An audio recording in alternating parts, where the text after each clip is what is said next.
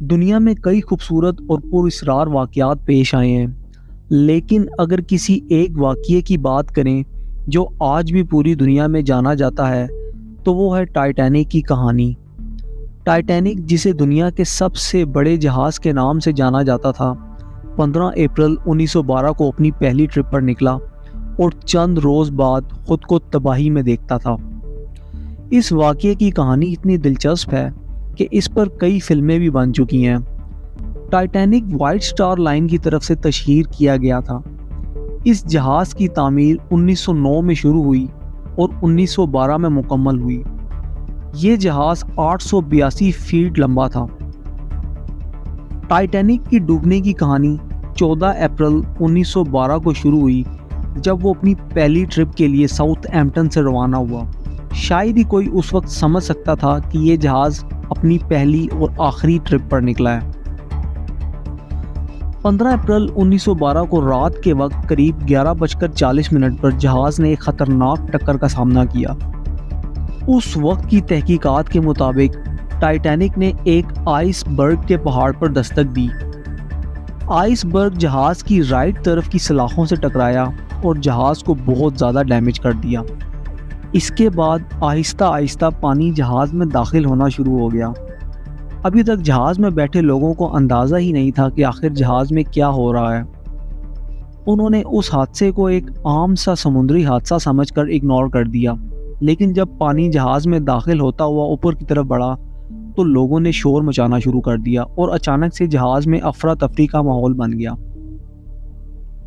دوستوں، یہی وہ لمحہ تھا جب جہاز کے مسافروں کو آنے والی مصیبت کا صحیح سے اندازہ ہوا کہ وہ کس مشکل میں پھنس چکے ہیں۔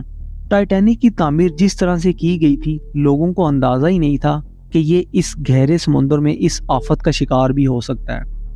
وہ یقیناً یہ سمجھ رہے تھے کہ جہاز جہاں تک روشن نظر آ رہا تھا وہاں کوئی خطرہ نہیں تھا، لیکن جہاز کے بیک سائڈ سے شروع ہونے والے دردناک سوراخ نے لوگوں کے ہوش اڑا کر رکھ دیے۔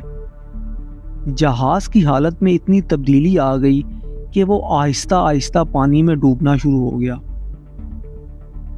ٹائٹینک کی ڈوبنے کے دوران لوگوں نے کچھ سوالات کیے جن کا جواب آج تک کسی کو نہیں ملتا۔ ٹائٹینک میں تقریباً 20 چھوٹے جہاز ایسے تھے جن میں کچھ بندوقیں پائی گئی تھی۔ تو سوال یہ ہے کہ اگر ٹائٹینک کے پاس چھوٹے مزید جہاز تھے تو انہوں نے اس کو ڈوبنے سے بچانے کے لیے کیوں استعمال نہیں کیا؟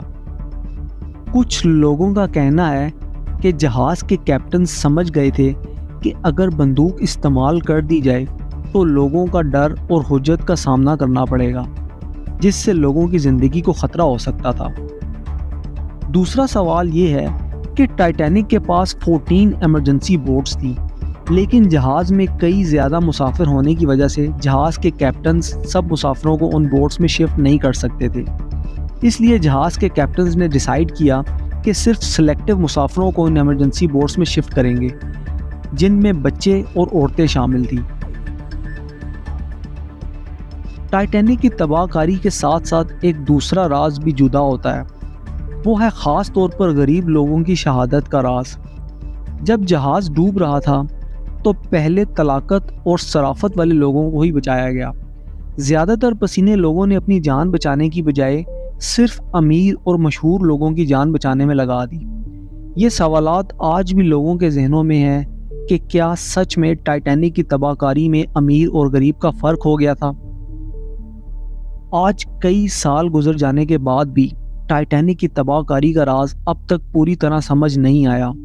جب تک وہ راز سمجھ نہیں آتا، لوگوں کے دل میں ٹائٹینک کے لیے ایک عجیب سی سچویشن بنی رہے گی۔